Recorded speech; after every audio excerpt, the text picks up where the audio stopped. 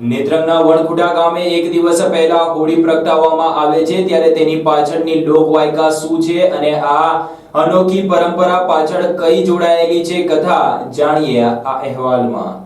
નેત્રંગ તાલુકામાં આવેલું વણખુટામાં ઉજવાતી હોળીનો ઇતિહાસ સાથે અનોખી પરંપરા છે, જેમાં અહીંયા એક દિવસ પહેલા ગ્રામજનો આદિવાસી પરંપરાથી હોળી પ્રગટાવી તેની પૂજા અર્ચના કરતા હોય છે। ત્યારે ગતરોજ પણ વણખુટા ગામમાં હોળી પ્રગટાવી નારિયેલ વધેરી પૂજા અર્ચના કરી હતી। નેત્રંગ તાલુકામાં આવેલા વણખુટા ગામમાં હોળીના પવિત્ર તહેવારે હોળી પ્રગટાવવાનો વર્ષો જૂનો ઇતિહાસ છે, જે રાજા રજવાડાઓ સાથે જોડાયેલી કડી છે। એક લોકવાયકા મુજબ કહેવાય છે કે ઘણા વર્ષ પહેલા અહીંયાના રાજા ઉપર બીજા રાજ્યના રાજાઓ એક સમ થઈને ચડાઈ કરી હતી, જેમાં રાજા આ લોકો સાથે યુદ્ધ કરતા કરતા તેને શરીરે ઈજાઓ પહોંચતા તેનો પરાજય થતા પોતાના વફાદાર ઘોડા સાથે જંગલમાં ભાગી ગયો હતો। તેની પાછળ મોટું લશ્કર પડ્યું હતું। આ દરમિયાન રાજા કુવાપાડા ગામ નજીક આવેલા વાકોલ ગામના ગાઢ જંગલ ઝાડીમાં સંતાઈ ગયો હતો। જો કે લશ્કરોને રાજા નહીં મળતા તેઓ ત્યાંથી નીકળી ગયા હતા, પરંતુ ઘોડાની વફાદારીના કારણે રાજાને બચાવવા તેણે જોરથી અવાજ કર્યો। અવાજ સાંભળી ગામના લોકો જંગલમાં આવ્યા અને રાજાને ઈજાગ્રસ્ત જોતા તેની સારવાર કરી સાજો કર્યો હતો। ત્યારથી વાંકોલની બાજુના ગામ રાજા કુવાપાડા નજીક વણખુટા ગામમાં એક દિવસ પહેલા